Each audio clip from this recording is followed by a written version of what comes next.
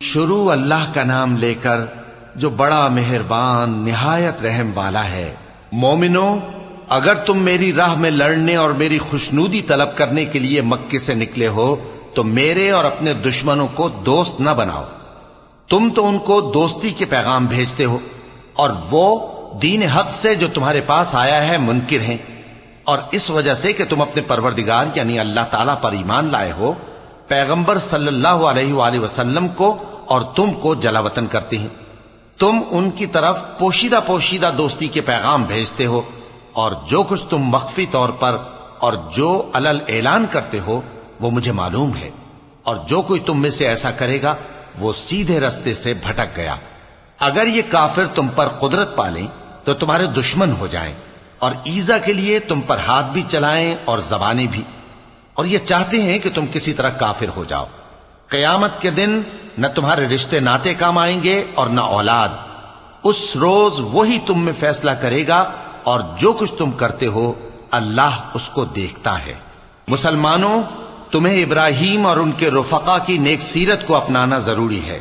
جب انہوں نے اپنی قوم کے لوگوں سے کہا کہ ہم تم سے اور ان بتوں سے جن کو تم اللہ کے سوا پوجتے ہو بے تعلق ہیں، ہم تمہارے معبودوں کے کبھی قائل نہیں ہو سکتے،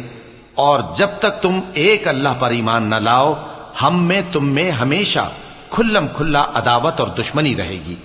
ہاں، ابراہیم نے اپنے باپ سے یہ ضرور کہا تھا کہ میں آپ کے لیے مغفرت مانگوں گا، اور میں اللہ کے سامنے آپ کے بارے میں کسی چیز کا کچھ اختیار نہیں رکھتا۔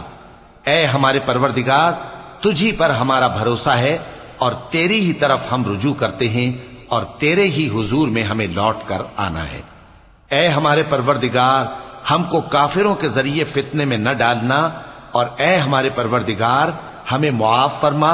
بے شک تو غالب ہے، حکمت والا ہے۔ تم مسلمانوں کو یعنی جو کوئی اللہ کے سامنے جانے اور روز آخرت کے آنے کی امید رکھتا ہو اسے ان لوگوں کی نیک سیرت اپنانی چاہیے، اور جو روگردانی کرے تو اللہ بھی بے نیاز ہے، لائق حمد و ثنا ہے۔ عجب نہیں کہ اللہ تم میں اور ان لوگوں میں جن سے تم دشمنی رکھتے ہو دوستی پیدا کر دے، اور اللہ قادر ہے، اور اللہ بخشنے والا ہے، مہربان ہے۔ جن لوگوں نے تم سے دین کے بارے میں جنگ نہیں کی اور نہ تم کو تمہارے گھروں سے نکالا، ان کے ساتھ بھلائی اور انصاف کا سلوک کرنے سے اللہ تم کو منع نہیں کرتا۔ اللہ تو انصاف کرنے والوں کو دوست رکھتا ہے۔ اللہ انہی لوگوں کے ساتھ تم کو دوستی کرنے سے منع کرتا ہے جنہوں نے تم سے دین کے بارے میں لڑائی کی اور تم کو تمہارے گھروں سے نکالا اور تمہارے نکالنے میں اوروں کی مدد کی۔ تو جو لوگ ایسوں سے دوستی کریں گے وہی ظالم ہیں۔ مومنوں، جب تمہارے پاس مومن عورتیں وطن چھوڑ کر آئیں تو ان کی آزمائش کر لو، اور اللہ تو ان کے ایمان کو خوب جانتا ہے۔ سو اگر تم کو معلوم ہو کہ وہ مومن ہیں تو ان کو کفار کے پاس واپس نہ بھیجو کہ نہ یہ ان کو حلال ہیں اور نہ وہ ان کو حلال ہیں، اور جو کچھ انہوں نے ان پر خرچ کیا ہو وہ ان کو دے دو، اور تم پر کچھ گناہ نہیں کہ ان عورتوں کو مہر دے کر ان سے نکاح کر لو، اور کافر عورتوں کے ساتھ تعلقات نکاح باقی نہ رکھو،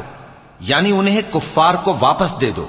اور جو کچھ تم نے ان پر خرچ کیا ہو تم ان سے طلب کر لو، اور جو کچھ انہوں نے اپنی عورتوں پر خرچ کیا ہو وہ تم سے طلب کر لیں۔ یہ اللہ کا حکم ہے جو تم میں فیصلہ کیے دیتا ہے، اور اللہ جاننے والا ہے، حکمت والا ہے۔